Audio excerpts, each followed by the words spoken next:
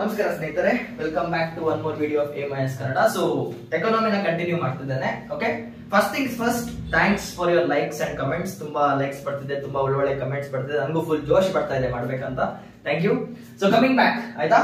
So ನಾನು ಇದುವರೆಗೂ ನಿಮಗೆ BOP ಕ್ರೈಸಿಸ್ ಸಿಚುವೇಶನ್ ಏನಂತ ಹೇಳಿದ್ದೇನೆ. BOP ಕ್ರೈಸಿಸ್ ಅಂದ್ರೆ ಏನು, ನಮ್ಮ ಹತ್ರ ಇರುವಂತಹ ಫಾರೆಕ್ಸ್ ರಿಸರ್ವ್ಸ್, ನಮ್ಮ ದೇಶದಲ್ಲಿ ಇರುವಂತಹ ಡಾಲರ್ಸ್, ಯೂರೋಸ್, ಪೌಂಡ್ಸ್ ಏನಾಗಿದೆ ಅತಿ ಕಮ್ಮಿ ಆಗಿದೆ. ನಾವು ಐ ಕನೆಕ್ಟ್ ಟು ಸ್ಟೋರಿ, ಎಲ್ಲ ಕಮ್ಮಿ ಆಗಿದೆ. ಸೊ ಇದರಿಂದ ಏನ್ ಪ್ರಾಬ್ಲಮ್ ಆಗಿದೆ, ಬೇರೆ ದೇಶದಲ್ಲಿ ತಗೊಂಡಿರುವಂತಹ ಸಾಲಗಳನ್ನ ನಮ್ ಕೈಯಲ್ಲಿ ತೀರ್ಸಕ್ ಆಗ್ತಿಲ್ಲ.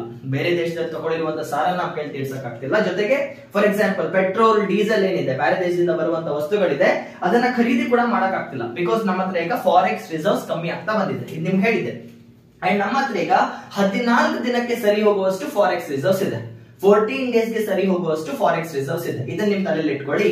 ಬಟ್ ನಾನೀಗ ಇವಾಗ ನೋಡಿ 1990 ವರೆಗೂ ಏನೇನಾಗಿದೆ ಭಾರತದಲ್ಲಿ ನಾನು ನಿಮ್ಗೆಲ್ಲ ಹೇಳಿದ್ದೇನೆ. But if you want quick revision, 1990 ಗಿಂತ ಮೊದಲು ಭಾರತದಲ್ಲಿ ಏನೇನಿತ್ತು ಅಂತ ಹೇಳೋದಾದ್ರೆ ಫಸ್ಟ್ ಒನ್ ಅರ್ಥ ಮಾಡ್ಕೊಳ್ಳಿ.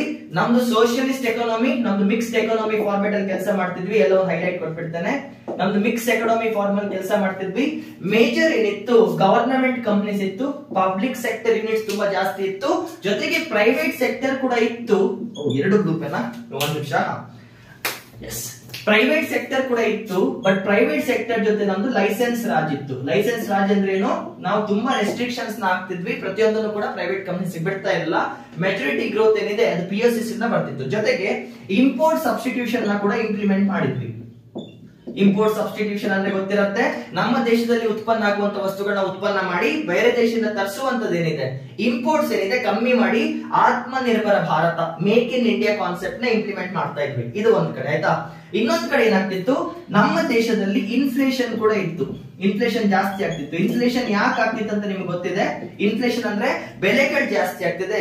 ಇದಕ್ಕೆ ಮುಖ್ಯವಾದ ಕಾರಣ ಕಾಸ್ಟ್ ಪುಷ್ ಇನ್ಫ್ಲೇಷನ್ ಆಯ್ತಾ. ಒಂದ್ ಕಡೆ ನಮ್ಗೆ ಕಾಸ್ಟ್ ಪುಷ್ ಇನ್ಫ್ಲೇಷನ್ ಇತ್ತು. ಬಿಕಾಸ್ ಇನ್ನೊಂದು ಡಿಮಾಂಡ್ ಏನಷ್ಟು ಇರ್ಲಿಲ್ಲ ಅವಾಗ. ಕಾಸ್ಟ್ ಪುಷ್ ಯಾಕಂದ್ರೆ ಇನ್ಎಫಿಷಿಯಂಟ್ ವೇ ಅಂತ ಇಂಪ್ಲಿಮೆಂಟ್ ಮಾಡ್ತಿದ್ವಿ.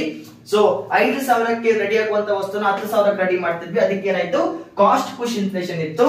ಇನ್ನೊಂದ್ ಕಡೆ ಸರಿಯಾದ ಟ್ಯಾಕ್ಸೇಷನ್ ಸಿಸ್ಟಮ್ ಕೂಡ ಏನಿಲ್ಲ. ಇನ್ಎಫಿಷಿಯಂಟ್ ಟ್ಯಾಕ್ಸೇಷನ್ ಇಂದ ಏನಾಯ್ತು, ಬೆಲೆಗಳ ಬೆಲೆ ಕೂಡ ಜಾಸ್ತಿ ಆಗ್ತಾ ಇತ್ತು. ಇದು ನಾನು ನಿಮ್ಗೆ ಹೇಳಿದ್ದೇನೆ. Mixed economy, private sector units undertaking ಇತ್ತು, ಪ್ರೈವೇಟ್ ಕಂಪನಿ ಜೊತೆ ಲೈಸೆನ್ಸ್ ರಾಜ್ ಇತ್ತು, ಇಂಪೋರ್ಟ್ ಸಬ್ಸ್ಟಿಟ್ಯೂಷನ್ ಕೂಡ ಇತ್ತು, ಇನ್ಫ್ಲೇಷನ್ ಕೂಡ ಇತ್ತು, ಟ್ಯಾಕ್ಸೇಷನ್ ಇತ್ತು. ಬಟ್ ಒಂದು ಒಳ್ಳೆದೇನಂದ್ರೆ ನಾವು ಫುಡ್ ಸೆಕ್ಯೂರಿಟಿನ ಅಚೀವ್ ಮಾಡಿದ್ವಿ. ಗ್ರೀನ್ ರೆವಲ್ಯೂಷನ್ ಏನಾಗಿತ್ತು, ನಮ್ಮ ದೇಶದಲ್ಲಿ ಫುಡ್ ಸೆಕ್ಯೂರಿಟಿ ಪ್ರಾಬ್ಲಮ್ ಏನು ಅಷ್ಟೊಂದಿರ್ಲಿಲ್ಲ. ಬಟ್ ಇನ್ನೊಂದು ಪ್ರಾಬ್ಲಮ್ ಇತ್ತು, ಅದೇನಂದ್ರೆ ನಮ್ಮ ದೇಶದಲ್ಲಿ ಯಾವಾಗ್ಲೂ ಕೂಡ ಬಡತನ ಇತ್ತು. ಓಕೆ, ಪವರ್ಟಿ ತುಂಬಾ ಜಾಸ್ತಿನೇ ಇತ್ತು. ಜೊತೆಗೆ ನಮ್ಮ ಹತ್ರ ಅನ್ಎಂಪ್ಲಾಯ್ಮೆಂಟ್ ಪ್ರಾಬ್ಲಮ್ ಕೂಡ ಇತ್ತು. ಪವರ್ಟಿ ಕೂಡ ಇತ್ತು, ಜೊತೆಗೆ ಅನ್ಎಂಪ್ಲಾಯ್ಮೆಂಟ್ ಪ್ರಾಬ್ಲಮ್ಸ್ ಕೂಡ ಇತ್ತು. 1990 ಗಿಂತ ಮೊದಲು ಮಿಕ್ಸ್ಡ್ ಎಕಾನಮಿ ಇದೆ, ಪ್ರೈವೇಟ್ ಸೆಕ್ಟರ್ ಯೂನಿಟ್ಸ್ ಇದೆ, ಜಾಸ್ತಿ ಗವರ್ನಮೆಂಟ್ ಕಂಪನೀಸ್ ಇತ್ತು, ಪ್ರೈವೇಟ್ ಕಂಪನಿ ಜೊತೆ ಲೈಸೆನ್ಸ್ ರಾಜ್ ಇತ್ತು, ಇಂಪೋರ್ಟ್ ಸಬ್ಸ್ಟಿಟ್ಯೂಷನ್ ಬಗ್ಗೆ ಹೇಳಿದ್ದೇನೆ, ಇನ್ಫ್ಲೇಷನ್ ಕೂಡ ಇತ್ತು, ಕಾಸ್ಟ್ ಪುಷ್ ಇನ್ಫ್ಲೇಷನ್ ಸ್ವಲ್ಪ ಜಾಸ್ತಿನೇ ಇತ್ತು, ಟ್ಯಾಕ್ಸೇಷನ್ ಪ್ರಾಬ್ಲಮ್ ಇತ್ತು, ಫುಡ್ ಸೆಕ್ಯೂರಿಟಿ ಇತ್ತು, ಪವರ್ಟಿ ಇತ್ತು, ಅನ್ಎಂಪ್ಲಾಯ್ಮೆಂಟ್ ಇತ್ತು. ಇಷ್ಟು ಪ್ರಾಬ್ಲಮ್ಸ್ ತುಂಬಾ ತುಂಬಾ ತುಂಬಾ ಮುಖ್ಯ. ಅಂಡ್ ಇವಾಗ ಲೆಟ್ ಮಿ ಕಮ್ ಹಿಯರ್. ಇಷ್ಟಾದ್ಮೇಲೆ ಇನ್ನೊಂದ್ ಕಡೆ ಏನಾಗ್ತಿದೆ, ನಮ್ಮ ಹತ್ರ ಫಾರೆಕ್ಸ್ ರಿಸರ್ವ್ಸ್ ಏನಿದೆ, ನಮ್ಮ ಹತ್ರ ಇರುವಂತಹ ಫಾರೆಕ್ಸ್ ರಿಸರ್ವ್ಸ್ ಕಮ್ಮಿ ಆಗ್ತಾ ಬರ್ತಿದೆ. ಇದು ಕೂಡ ಹೇಳಿದ್ದೇನೆ. ಫಾರೆಕ್ಸ್ ರಿಸರ್ವ್ಸ್ ಕಮ್ಮಿ ಆಗ್ತಾ ಆಗ್ತಾ ಆಗ್ತಾ ಆಗ್ತಾ ಏನಾಗ್ತಾ ಬಂತು, ನಾವು ಒಂದು ಕಡೆ ಎಕಾನಾಮಿಕ್ ಕ್ರೈಸಿಸ್ ಕಡೆ ನಡೀತಾ ಹೋದ್ವಿ. ಎಕಾನಾಮಿಕ್ ಕ್ರೈಸಿಸ್ ಅಂದ್ರೆ ಏನು, ನಮ್ಮ ಹತ್ರ ಬರೀ 14 ದಿನಕ್ಕೆ ಇಂಪೋರ್ಟ್ ಮಾಡುವಷ್ಟು ದುಡ್ಡು ಉಳ್ಕೊಂಡಿತ್ತು. 14 ದಿನದವರೆಗೂ ನಾವು ಇಂಪೋರ್ಟ್ಸ್ ನ ಮಾಡ್ಕೋದಿತ್ತು. ಅಂದ್ರೆ ಪೆಟ್ರೋಲ್, ಡೀಸೆಲ್ ಏನೇನ್ ಬೇರೆ ದೇಶದಿಂದ ಬರ್ತಿದೆ, ಬರೀ 14 ದಿನಕ್ಕೆ ಖರೀದಿ ಮಾಡುವಷ್ಟು ದುಡ್ಡು ನಮ್ಮ ಕೈಯಲ್ಲಿತ್ತು. ಅದಕ್ಕಿಂತ ಜಾಸ್ತಿ ಬೇರೆ ಏನು ಇಲ್ಲ. ಓಕೆ, ಈ ಟೈಮಲ್ಲಿ ಏನಾಗತ್ತೆ, ಮನಮೋಹನ್ ಸಿಂಗ್ ಅವರು ಫೈನಾನ್ಸ್ ಮಿನಿಸ್ಟರ್ ಆಗಿರ್ತಾರೆ. ಯಾರು, ಮನಮೋಹನ್ ಸಿಂಗ್ ಅವರು ಫೈನಾನ್ಸ್ ಮಿನಿಸ್ಟರ್ ಆಗಿರ್ತಾರೆ. ಹಾಗೂ ಪ್ರೈಮ್ ಮಿನಿಸ್ಟರ್ ಆಗಿ PV ನರಸಿಂಹ ರಾವ್ ಅವರು ಇರ್ತಾರೆ. ಫೈನಾನ್ಸ್ ಮಿನಿಸ್ಟರ್ ಆಗಿ ಮನಮೋಹನ್ ಸಿಂಗ್ ಅವರು ಇರ್ತಾರೆ. ಪ್ರೈಮ್ ಮಿನಿಸ್ಟರ್ ಆಗಿ PV ನರಸಿಂಹ ರಾವ್ ಸರ್ ಇರ್ತಾರೆ. ಓಕೆ, ಇವರಿಬ್ರು ಇದ್ದಾರೆ. ಕಾಂಗ್ರೆಸ್ ಗವರ್ನಮೆಂಟ್ ಆ ಟೈಮಲ್ಲಿ ಇದ್ದಿದ್ದು. ಕಾಂಗ್ರೆಸ್ ಏನಾ, ಗ್ಯಾರಂಟಿ ಇಲ್ಲ ಗುರು, ಕಾಂಗ್ರೆಸ್ ಇರ್ಬೇಕನ್ಸುತ್ತೆ. ಪ್ರೈಮ್ ಮಿನಿಸ್ಟರ್ ಬಂದ್ಬಿಟ್ಟು PV ನರಸಿಂಹರಾವ್, ಫಿನಾನ್ಸ್ ಮಿನಿಸ್ಟರ್ ಬಿಟ್ಬಿಟ್ಟು ಮನಮೋಹನ್ ಸಿಂಗ್ ಅವರು ಇದ್ರು. ಆಯ್ತಾ. ಸೊ ಇಲ್ಲಿಂದ ಇವಾಗ ಸ್ಟೋರಿ ಮುಂದೆ ತಕೊಂಡು ಹೋಗೋಣ. ಸೊ 1990 ಈ ಫಿನಾನ್ಷಿಯಲ್ ಕ್ರೈಸಿಸ್ ಆದಾಗ, ಈ ಎಕನಾಮಿಕ್ ಕ್ರೈಸಿಸ್, ಇದಕ್ಕೆ ಇನ್ನೊಂದು ಹೆಸರು ಬಂದು ಬ್ಯಾಲೆನ್ಸ್ ಆಫ್ ಪೇಮೆಂಟ್ಸ್. ನಾನು ನಿಮ್ಗೆ ಬ್ಯಾಲೆನ್ಸ್ ಆಫ್ ಪೇಮೆಂಟ್ಸ್ ಅಂತ ಕೂಡ ಹೇಳಿದ್ದಾನೆ. ಬ್ಯಾಲೆನ್ಸ್ ಆಫ್ ಪೇಮೆಂಟ್ ಅಂದ್ರೇನು, ಇಂಪೋರ್ಟ್ ಮತ್ತೆ ಎಕ್ಸ್ಪೋರ್ಟ್ಸ್ ಲೆಕ್ಕಾಚಾರ. ಅದ್ರಲ್ಲಿ ಎರಡು ಬರುತ್ತೆ, ಕ್ಯಾಪಿಟಲ್ ಅಕೌಂಟ್ ಮತ್ತೆ ಕರೆಂಟ್ ಅಕೌಂಟ್. ಕರೆಂಟ್ ಅಕೌಂಟ್ ಅಲ್ಲಿ ಟ್ರೇಡ್, ಸರ್ವಿಸಸ್, ರೆಮಿಟೆನ್ಸಸ್, ಇನ್ಕಮ್ ಆಯ್ತಾ. ಅದೇ ನೀವು ಕ್ಯಾಪಿಟಲ್ ಅಕೌಂಟ್ ಹೋದ್ರೆ ಬಾರೋವಿಂಗ್ಸ್, ಲೆಂಡಿಂಗ್ಸ್, ಇನ್ವೆಸ್ಟ್ಮೆಂಟ್ ಇದೆಲ್ಲ ನಾನು ಹೇಳಿದ್ದೇನೆ. ಓಕೆನಾ. ಸೊ ಇವಾಗ ಇಷ್ಟು ನಾನು ಸ್ಟೋರಿಯಲ್ಲಿ ಇಷ್ಟೊಂದು ಪದಗಳನ್ನ ನಾನು ಒಂದೊಂದು ವಿಡಿಯೋದಲ್ಲಿ ಬ್ರೇಕ್ ಡೌನ್ ಮಾಡಿ ನಿಮ್ಗೆ ಹೇಳಿದ್ದೆ. ಇವಾಗ 1990ಗಿಂತ ಆದ್ಮೇಲೆ ಈ ಎಕನಾಮಿಕ್ ಕ್ರೈಸಿಸ್ ಆದ್ಮೇಲೆ ಭಾರತ ಹೇಗ್ ಮುಂದೆ ಹೋಯ್ತು ಅಂತ ನಾವು ಅರ್ಥ ಮಾಡ್ಕೋಬೇಕು. ಓಕೆನಾ. ಅದಕ್ಕಿಂತ ಮೊದಲು ಬೋರ್ಡ್ ವರ್ಡ್ಸ್ ಬಿಡ್ತಾನೆ. It was A quick revision ಆಯ್ತಾ. ನನ್ ಬೋರ್ಡ್ ವರ್ಡ್ಸ್ ಅಷ್ಟರಲ್ಲಿ ನೀವು ಲೈಕ್ ಮಾಡ್ಬಿಡ್ರಪ್ಪ, ನನ್ ಖುಷಿನೇ ಆಗತ್ತೆ. ಓಕೆನಾ. ಸೊ ಇವಾಗ ಜಸ್ಟ್ ಅ ಸೆಕೆಂಡ್ ಬೋರ್ಡ್ ಒಂದು ಅಪ್ಪ ಕ್ಲೀನ್ ಮಾಡ್ತಾರೆ. ಸೊ ನಾನು ಸ್ಟೋರಿಯಲ್ಲಿ ಮುಂದೆ ಹೋಗಲ್ಲ ಇವಾಗ ಆಯ್ತಾ. ಒಂದೇ ಸಲ ನಾನು 1990 ಇಂದ ಮುಂದೆ ಹೋಗಲ್ಲ. ಅದಕ್ಕಿಂತ ಮೊದಲು ಇವಾಗ ನಾನು ಕೆಲವೊಂದು ಬೇರೆ ಬೇರೆ ತರ ಕಾನ್ಸೆಪ್ಟ್ ನಿಮ್ಗೆ ಅರ್ಥ ಮಾಡಿಸ್ಬೇಕು. ಕಾನ್ಸೆಪ್ಟ್ ಅಂದ್ರೆ 1990 ಫಿನಿಶ್, ಮತ್ತೆ ನಾನು ಹಿಂದೆ ಹೋಗಲ್ಲ, ಕಥೆಯಲ್ಲಿ ಮುಂದೆನೆ ಹೋಗ್ತೇನೆ. ಬಟ್ ಅದಕ್ಕಿಂತ ಮುಂದೆ ಹೋಗಕ್ಕಿಂತ ಮುಂಚೆ ನಾನು ನಿಮ್ಗೆ 3 ಇಂಪಾರ್ಟೆಂಟ್ ಮೆಥಡ್ಸ್ ನ ಅರ್ಥ ಮಾಡಿಸ್ಬೇಕು. ನೋಡಿ, ಫಸ್ಟ್ ಒನ್ ನ ಲಿಬರಲೈಸೇಷನ್ ಅಂತ ಹೇಳ್ತಾರೆ. Liberalisation first one is liberalisation. ಏನಂತ ಮಾತಾಡೋಣ. ಎರಡನೇದು ಪ್ರೈವೇಟೈಸೇಷನ್. ಮೊದಲನೇದು ಲಿಬರಲೈಸೇಷನ್, ಎರಡನೇದು ಪ್ರೈವೇಟೈಸೇಷನ್, ಮೂರನೇದು LPG ಗ್ಲೋಬಲೈಸೇಷನ್. ಆಯ್ತಾ. ನಾನು ಇವಾಗ ನಿಮ್ಗೆ 3 ಡಿಫರೆಂಟ್ ಕಾನ್ಸೆಪ್ಟ್ಸ್ ನ ಅರ್ಥ ಮಾಡಿಸ್ಬೇಕು. Liberalisation, privatisation, globalisation. ಈ ಮೂರನ್ನ ಒಟ್ಟಿಗೆ ಹಾಕೊಂಡ್ರೆ ನಾವು ಇದನ್ನ LPG ಅಂತ ಕರಿತೇವೆ. ಗ್ಯಾಸ್ ಅಲ್ಲ, ಲಿಕ್ವಿಡ್ ಪೆಟ್ರೋಲಿಯಂ ಗ್ಯಾಸ್ ಅಲ್ಲ ಇದು. Liberalisation, privatisation, globalisation. So first ನಾವೀಗ ಈ 3 ಪದಗಳನ್ನ ಅರ್ಥ ಮಾಡ್ಕೋಬೇಕು. ಇದು ತುಂಬಾ ದೊಡ್ಡ ದೊಡ್ಡ ಪದಗಳು ಆಯ್ತಾ. ಜಸ್ಟ್ ಒಂದು ಡೆಫಿನೇಷನ್ ಅಲ್ಲ, ಒಂದೊಂದು ಪದದಿಂದ ಒಂದೊಂದು ಕತೆ ಹೇಳ್ಬೇಕಾಗತ್ತೆ ನಾನು ನಿಮ್ಗೆ. ಯಾವಾಗ ನಿಮ್ಗೆ ಲಿಬರಲೈಸೇಷನ್, ಪ್ರೈವೇಟೈಸೇಷನ್, ಗ್ಲೋಬಲೈಸೇಷನ್ ಅರ್ಥ ಆಗುತ್ತೋ ಭಾರತ ಕ್ರೈಸಿಸ್ ಇಂದ ಹೊರಗೆ ಹೇಗೆ ಬಂದಂತ ಅರ್ಥ ಆಗ್ತಾ ಹೋಗುತ್ತೆ. ಸೊ ಬರ್ಕೊಳ್ಳಿ, LPG. ಈಗ ನೆಕ್ಸ್ಟ್ ಟಾಪಿಕ್ ಹೆಸರು LPG. ಅದ್ರ ಫುಲ್ ಫಾರ್ಮ್ ಬಂದ್ಬಿಟ್ಟು ಲಿಬರಲೈಸೇಷನ್, ಪ್ರೈವೇಟೈಸೇಷನ್, ಗ್ಲೋಬಲೈಸೇಷನ್. ಈ 3 ವರ್ಡ್ಸ್ ನ ಬರ್ಕೊಳ್ಳಿ. ಒಂದೊಂದು ಪದನ ನಾನು ನಿಮ್ಗೆ ಎಕ್ಸ್ಪ್ಲೇನ್ ಮಾಡಕ್ ಶುರು ಮಾಡ್ತೇನೆ. ಓಕೆನಾ. ಅಂಡ್ ಎಸ್, ಇನ್ನೊಂದು ವಿಷಯ ನೆನ್ಪಿಟ್ಕೊಳ್ಳಿ. ಇವತ್ತು ಈ ಟೈಟಲ್ ಏನಿದೆ ಇಂಡಿಯನ್ ಎಕನಾಮಿಕ್ ಡೆವಲಪ್ಮೆಂಟ್ ಅಂತ ನಾನು ಏನಿ ಸೀರೀಸ್ ಮಾಡ್ತಿದ್ದೇನೆ ಅಲ್ವಾ, this is way more beyond than your NCERT. ಬರೀ NCERT ಇರೋದು ನಾನು ಓದ್ಕೊಂಡು ಹೋಗ್ತಿಲ್ಲ. ಇದನ್ನ ಬಿಟ್ಟು ಎಕನಾಮಿಯಲ್ಲಿ ಇರುವಂತ ಕೆಲವೊಂದು ಕಾನ್ಸೆಪ್ಟ್ಸ್ ಕೂಡ ನಾನು ಇಂಟ್ರೊಡ್ಯೂಸ್ ಮಾಡಿಬಿಟ್ಟಿದ್ದೇನೆ ಆಲ್ರೆಡಿ. GDP, GNP ಅಲ್ಲಿ ಏನಿದೆ that is not a part of this subject. ಅದು ಮ್ಯಾಕ್ರೋ ಎಕನಾಮಿಕ್ಸ್ ಬೇರೆ ಸಬ್ಜೆಕ್ಟ್ ಅಲ್ಲಿ ಬರುತ್ತೆ. ಬೇರೆ ಬೇರೆ ಎಕನಾಮಿಕ್ ಸಬ್ಜೆಕ್ಟ್ಸ್ ಒಂದೊಂದು ವರ್ಡ್ ನ ನಾನು ಇಲ್ಲಿ ಆಲ್ರೆಡಿ ಕಲಿಸ್ತಾ ಬಂದಿದ್ದೇನೆ. ಸೊ ಯಾವಾಗ ನಾನು ಮೇನ್ ಎಕನಾಮಿಕ್ ಸೀರೀಸ್ ನ ಸ್ಟಾರ್ಟ್ ಮಾಡ್ತೇನೋ ಮತ್ತೆ ಹೊಸದಾಗಿ ಸ್ಟಾರ್ಟ್ ಮಾಡಲ್ಲ. ನಾನು ಬರೀ ಲಿಬರಲೈಸೇಷನ್ ಅಂತ ಹೇಳ್ತೇನೆ, ಅದ್ ನಿಮ್ಗೆ ಏನಂತ ಗೊತ್ತಿರಬೇಕು. ಪ್ರೈವೇಟೈಸೇಷನ್ ಅಂತ ಹೇಳ್ತೇನೆ, ಅದ್ ನಿಮ್ಗೆ ಗೊತ್ತಿರಬೇಕು. ಗ್ಲೋಬಲೈಸೇಷನ್ ಏನಂತ ಹೇಳ್ತೇನೆ, ಅದ್ ನಿಮ್ಗೆ ಆಲ್ರೆಡಿ ಗೊತ್ತಿರಬೇಕು ಆಯ್ತಾ. ಪದೇ ಇದನ್ನ ಮಾಡಲ್ಲ ನಾನು. ಎಕನಾಮಿಕ್ NCERT ಕಂಪ್ಲೀಟ್ ಆಗದೆ ನೀವು ನನ್ನ ಮೇನ್ ಎಕನಾಮಿಕ್ ಕ್ಲಾಸಸ್ ನ ಅಟೆಂಡ್ ಮಾಡಕ್ ಆಗಲ್ಲ. ಸೊ ಇದನ್ನ ಸೀರಿಯಸ್ ಆಗಿ ತಗೊಳ್ಳಿ. ಓಕೆ. ಸೊ ಬನ್ನಿ ಶುರು ಮಾಡೋಣ. ಸಾರಿ, ವಿಡಿಯೋ ಕಟ್ ಆಯ್ತು. Privatisation. So we need to start with, ಇಲ್ಲಿಂದ ಸ್ಟಾರ್ಟ್ ಮಾಡೋಣ. ಪ್ರೈವೇಟೈಸೇಷನ್.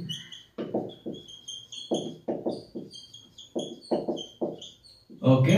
ಪ್ರೈವೇಟೈಸೇಷನ್ ಗಿಂತ ಮೊದಲು ನಾನು ನಿಮ್ಗೆ ಒಂದು ಚಿಕ್ಕ ಕಾನ್ಸೆಪ್ಟ್ ಎಕ್ಸ್ಪ್ಲೇನ್ ಮಾಡಬೇಕಾಗತ್ತೆ ನೋಡಿ. ಆಮೇಲೆ ಪ್ರೈವೇಟೈಸೇಷನ್ ನ ಕ್ಲಿಯರ್ ಆಗಿ ಎಕ್ಸ್ಪ್ಲೇನ್ ಮಾಡ್ತೇನೆ. ನನ್ನ ಹತ್ರ ಒಂದು ಕಂಪನಿ ಇದೆ ಅಂತ ಇಟ್ಕೊಳ್ಳಿ. Okay, let me draw it here. ನನ್ನ ಹತ್ರ ಒಂದು ಕಂಪನಿ ಇದೆ ಅಂತ ಇಟ್ಕೊಳ್ಳಿ. This is a company. ನನ್ನ ಹತ್ರ ಒಂದು ಕಂಪನಿ ಇದೆ. ಓಕೆ.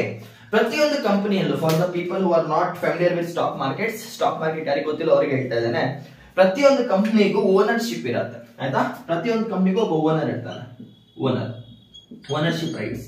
ಪ್ರತಿಯೊಂದು ಕಂಪನಿ ಕೂಡ ಓನರ್ಶಿಪ್ ರೈಟ್ಸ್ ಇರುತ್ತೆ. ಅದು ಹೇಗೆ ಕೊಡ್ತಾರೆ ಅಂದ್ರೆ ನೋಡಿ, ಪ್ರತಿ ಕಂಪನಿಗೂ ಕೂಡ ಟೋಟಲ್ 100% ಶೇರ್ಸ್ ಇರುತ್ತೆ. ಈಗ ಶೇರ್ಸ್ ಅಂದ್ರೆ ಏನು, ಶೇರ್ ಮಾರ್ಕೆಟ್ ಅಂದ್ರೆ ಅಂತ ನಿಮ್ಗೆ ಬೇಕಾಗಿಲ್ಲ, ಸುಮ್ಮನೆ ಬರ್ಕೊಳ್ಳಿ. ನಮ್ಮ ಹತ್ರ ಟೋಟಲ್ ಪ್ರತಿಯೊಂದು ಕಂಪನಿ ಕೂಡ 100% ಶೇರ್ಸ್ ಇರುತ್ತೆ. ಶೇರ್ಸ್ ಅಂತ ಕರೀತಾರೆ ಇದನ್ನ. ಈಕ್ವಿಟಿ ಆರ್ ಶೇರ್ಸ್ ಅಂತ ಕರೀತಾರೆ ಆಯ್ತಾ. 100% ಶೇರ್ಸ್ ಇರುತ್ತೆ. ಶೇರ್ಸ್ ಗೆ ಇನ್ನೊಂದು ಹೆಸರು ಬಂದ್ಬಿಟ್ಟು ಈಕ್ವಿಟಿ ಅಂತ ಕರೀತಾರೆ ನಮ್ಮ ಟ್ರೇಡ್ ಮಾರ್ಕೆಟ್ ವರ್ಡ್ಸ್ ಅಲ್ಲಿ, ಈಕ್ವಿಟಿ. ಓಕೆ. ಪ್ರತಿಯೊಂದು ಕಂಪನಿ ಕೂಡ 100% ಶೇರ್ ಇರುತ್ತೆ. ಫಾರ್ ಎಕ್ಸಾಂಪಲ್, ನನ್ನ ಹತ್ರ ಈಗ ಒಂದು ಕೇಕ್ ಇದೆ ಅಂತ ಇಟ್ಕೊಳ್ಳಿ. ನನ್ನ ಹತ್ರ ಒಂದು ಕೇಕ್ ಇದೆ.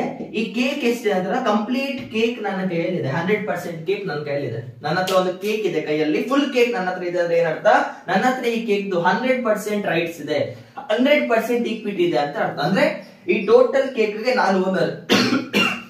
ಈ ಟೋಟಲ್ ಕೇಕ್ ಏನಿದೆ, ಈ ಕೇಕ್ ಗೆ ನಾನು ಓನರ್. ಅರ್ಥ ಆಗ್ತಿದ್ಯಾ? I have 100% equity on this. First part. ಈ ಟೋಟಲ್ ಕೇಕ್ ಇದೆ 100% ಕೇಕ್ ನನ್ನ ಹತ್ರ ಇದೆ. ಓಕೆ. ಆ ಓನರ್ಶಿಪ್ ನ ಟೆಕ್ನಿಕಲ್ ವರ್ಡ್ಸ್ ಅಲ್ಲಿ ಅಂತ ಕರೀತಾರೆ, ಓನರ್ಶಿಪ್ ಅಲ್ಲ, ಆ ಶೇರ್ಸ್ ನ ಟೆಕ್ನಿಕಲ್ ವರ್ಡ್ಸ್ ಅಲ್ಲಿ ಏನಂತ ಕರೀತಾರೆ, ಈಕ್ವಿಟಿ ಅಂತ ಕರೀತಾರೆ. ಇವಾಗ ಏನಾಗುತ್ತೆ ನೋಡಿ. ಓಕೆ. ಸೊ ನನ್ನ ಹತ್ರ ಈಗ ಒಂದು ಕಂಪನಿ ಇದೆ. ಆ ಕಂಪನಿ ಟೋಟಲ್ ಓನರ್ಶಿಪ್ 100% ಶೇರ್ಸ್ ಏನಿದೆ ನನ್ನ ಹತ್ರ ಇದೆ. 100% ಶೇರ್ಸ್ ಈ ಕಂಪನಿದು ನನ್ನ ಹತ್ರ ಇದೆ.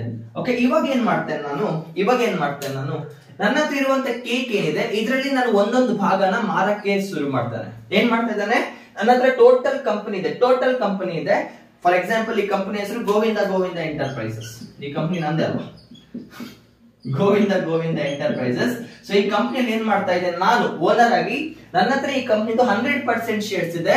ನಾನು ಈ ಕಂಪನಿ ಶೇರ್ಸ್ ನ ಮಾರಕ್ ರೆಡಿ ಆಗ್ತೇನೆ. I want to sell them. ಏನ್ ಮಾಡ್ತಾ ಇದ್ದೇನೆ ನಾನು, ನನ್ನ ಕಂಪನಿಯಲ್ಲಿರುವಂತಹ ಒಂದು ಕೇಕ್ ಏನಿದೆ, ಓನರ್ಶಿಪ್ ಫುಲ್ ಕೇಕ್ ಏನಿದೆ, ಇದರದ್ದು 20% ನಾನು ಓಪನ್ ಮಾರ್ಕೆಟ್ ಅಲ್ಲಿ ಮಾರಕ್ ರೆಡಿ ಆಗ್ತೇನೆ. I want to sell my shares.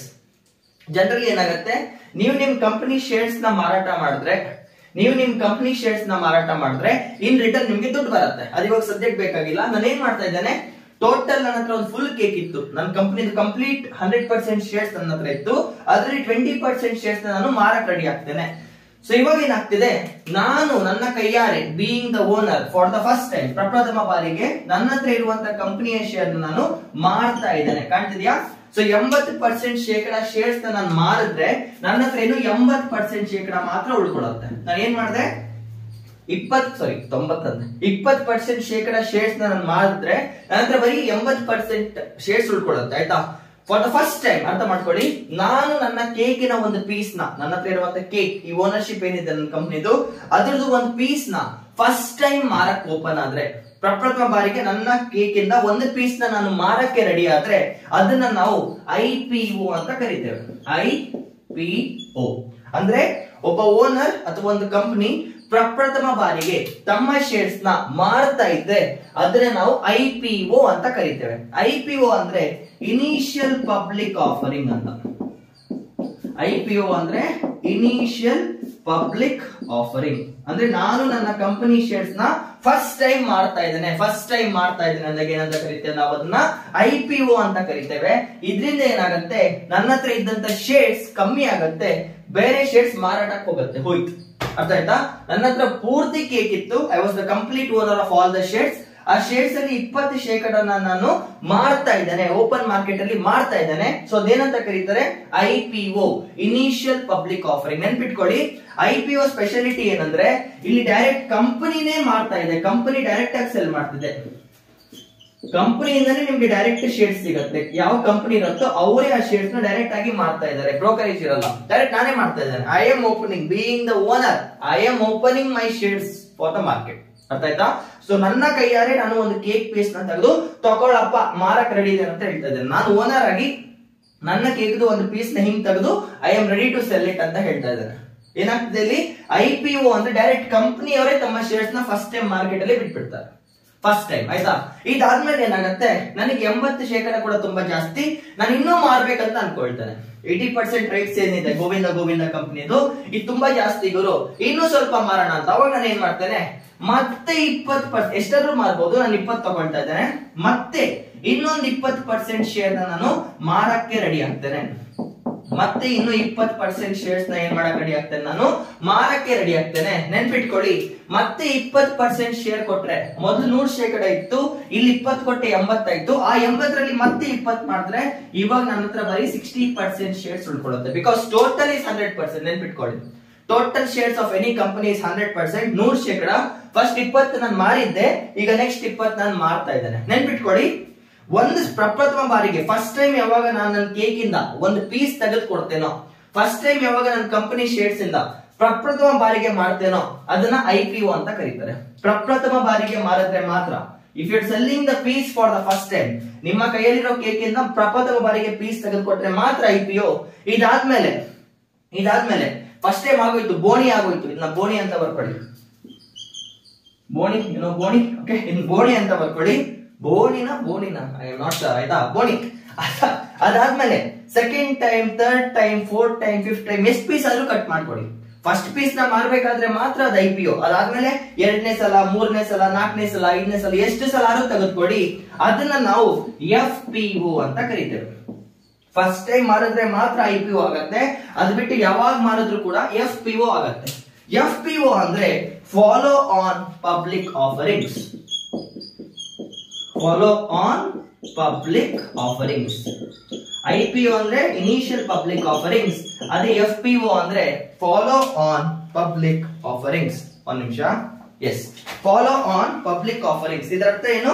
ನಾನು ನನ್ನ ಕಂಪನಿ ಶೇರ್ಸ್ ನ ಫಸ್ಟ್ ಟೈಮ್ ಆಲ್ರೆಡಿ ಮಾರಿದ್ದೆ, ಅದ್ ಬಿಟ್ಟು ಮತ್ತೆ ಮಾಡ್ತಾ ಇದ್ದೇನೆ ಅಂತ. ಇಲ್ಲೂ ಕೂಡ ನೆನ್ಪಿಟ್ಕೊಳ್ಳಿ, ನಾನೇ ಓನರ್ ಆಗಿ ನನ್ನ ಕೈಯಾರೆ ಈ ಪೀಸ್ ನ ತೆಗೆದು ಕೊಡ್ತಾ ಇದ್ದೇನೆ. ನಾನೇ ಓನರ್ ಆಗಿ ನನ್ನ ಕೈಯಾರೆ ನನ್ನ ಕಂಪನಿ ಪೀಸ್ ನ ತೆಗೆದು ಮಾರಾಟ ಮಾಡ್ತಿದ್ದೇನೆ. ಫಸ್ಟ್ ಟೈಮ್ ನನ್ನ ಶೇರ್ಸ್ ನಾನು ಮಾರಿದ್ರೆ ಇದನ್ನ IPO ಅಂತ ಕರೀತಾರೆ. ಮೊದಲನೇ ಸಲ ಬೋಣಿ ಆದ್ಮೇಲೆ ಎಷ್ಟು ಸಲ ಸೆಲ್ ಮಾಡಿದ್ರು ಅದನ್ನ FPO ಅಂತ ಕರೀತಾರೆ. ಇವಾಗ ಹೇಳಿ, ನನ್ನ ಹತ್ರ 60% ಶೇರ್ಸ್ ಇತ್ತು, ನಾನು ಮತ್ತೆ ಇವಾಗ 10% ಶೇರ್ ನ ಮಾರಕ್ ರೆಡಿ ಆಗ್ತೇನೆ. ಮತ್ತೆ 10% ಶೇರ್ ನ ಮತ್ತೆ ಮಾಡ್ತಾ ಇದ್ದೇನೆ. ಫಸ್ಟ್ ಇನಿಷಿಯಲಿ ನಾನು 20% ಮಾರಿದ್ದೆ, ಸೆಕೆಂಡ್ ಟೈಮ್ ಮತ್ತೆ 20 ಮಾರಿದ್ದೆ, ಥರ್ಡ್ ಟೈಮ್ ಮತ್ತೆ 10 ಮಾರಕ್ ರೆಡಿ ಆಗಿದ್ದೇನೆ. ಅಂದ್ರೆ ಇವಾಗ ನನ್ನ ಕೈಯಲ್ಲಿ ನನ್ನ ಕಂಪನಿದು ಎಷ್ಟು ಶೇರ್ಸ್ ಉಳ್ಕೊಂಡಿದೆ? ಇವಾಗ ನನ್ನ ಕೈಯಲ್ಲಿ ನನ್ನ ಕೇಕದು ಎಷ್ಟು ಪರ್ಸೆಂಟ್ ಉಳ್ಕೊಂಡಿದೆ? ಕರೆಕ್ಟ್. ನನ್ನ ಹತ್ರ ಎಷ್ಟಿರುತ್ತೆ? 50% ಶೇರ್ಸ್ ಇರುತ್ತೆ. ಓಕೆ, ಈ 10% ಶೇರ್ ನ ಏನು ಮಾಡ್ತಾ ಇದ್ದಾನೆ? I am selling this 10% share. ಅದನ್ನ ಏನಂತ ಕರೀತಾರೆ? ಈ 10% ಶೇರ್ ನ ಮೂರನೇ ಸಲ ನಾನು ಮಾಡ್ತಿದ್ದೇನಲ್ವಾ, ಇದನ್ನ ಏನಂತ ಕರೀತಾರೆ? ಇದನ್ನ FPO ಅಂತ ಕರೀತಾರೆ, ಫಾಲೋ ಆನ್ ಪಬ್ಲಿಕ್ ಆಫರಿಂಗ್. ಯಾಕೆ? ಫಸ್ಟ್ ಟೈಮ್ ಬೋಣಿ ಮಾಡಿದ್ರೆ ಮಾತ್ರ IPO, ಇನಿಷಿಯಲ್ ಪಬ್ಲಿಕ್ ಆಫರಿಂಗ್. ಅದಾದ್ಮೇಲೆ ನೀವು ನಿಮ್ ಶೇರ್ಸ್ ನ ಎಷ್ಟು ಸಲ ಮಾರಾಟ ಮಾಡಿದ್ರು ಕೂಡ ಅದು FPO ಆಗುತ್ತೆ, follow on public offering. I hope this concept is clear. ಅಂದ್ರೆ ನಿಮ್ ಕಂಪನಿ ಶೇರ್ಸ್ ನ ನೀವು ಮಾರೋದ್ರಿಂದ ನೀವು ಫಂಡ್ಸ್ ನ ರೈಸ್ ಮಾಡಬಹುದು, ಬಟ್ ಅದು ಇವಾಗ ಬೇಕಾಗಿಲ್ಲ, ಸುಮ್ನೆ ಕಾಂಪ್ಲಿಕೇಟ್ ಮಾಡುತ್ತೆ. ಅರ್ಥ ಮಾಡ್ಕೊಳ್ಳಿ. ನಿಮ್ಮ ಹತ್ರ ಒಂದು ಕೇಕ್ ಇದೆ, ಆ ಕೇಕ್ ಅದು ಕಂಪ್ಲೀಟ್ ಮಾಲೀಕರು ನೀವು. ಸೊ ಆ ಪೀಸ್ ನ ಬೇರೆಯವರಿಗೆ ಮಾರ್ತಾ ಇದ್ದೀರಾ. ಸೊ ನಿಮ್ಮ ಹತ್ರ ಇಷ್ಟು ಉಳ್ಕೊಳ್ಳುತ್ತೆ, ಮಿಕ್ಕಿದ್ ಬೇರೆಯವ್ರ ಕೈಲಿ ಇರುತ್ತೆ. ಆಯ್ತಾ? ಇವಾಗ ಕಾನ್ಸೆಪ್ಟ್ ಏನಂದ್ರೆ, ಶೇರ್ಸ್ ಏನಿದೆ, ಈ ಶೇರ್ಸ್ ಏನಿದೆ ಇದು ಓನರ್ಶಿಪ್ ನ ಡಿಸೈಡ್ ಮಾಡುತ್ತೆ. Shares decides ownership. Shares decides ownership. ಈ ಶೇರ್ಸ್ ಏನಿದೆ ಇದು ಓನರ್ಶಿಪ್ ನ ಡಿಸೈಡ್ ಮಾಡುತ್ತೆ. ಹೆಂಗೆ ಡಿಸೈಡ್ ಮಾಡುತ್ತೆ ಅಂತ ಕೇಳೋದಾದ್ರೆ ನೋಡಿ, ಯಾವ ಕಂಪನಿ ಶೇರ್ಸ್ ಯಾರ ಹತ್ರ, ಫಾರ್ ಎಕ್ಸಾಂಪಲ್ ಯಾರ ಹತ್ರ ಕಂಪನಿದು 51% ಶೇರ್ಸ್ ಇರುತ್ತೋ ಅಂದ್ರೆ ನನ್ನ ಹತ್ರ 51% ಶೇರ್ಸ್ ಇದ್ರೆ, ಒಂದು ಕಂಪನಿದು 51% ಶೇರ್ಸ್ ನನ್ನ ಹತ್ರ ಇದ್ರೆ ಐ ಬಿಕಮ್ ದ ಓನರ್. ಯಾರ ಹತ್ರ 51% ಶೇರ್ಸ್ ಮಿನಿಮಮ್ ಇರುತ್ತೋ he becomes the owner.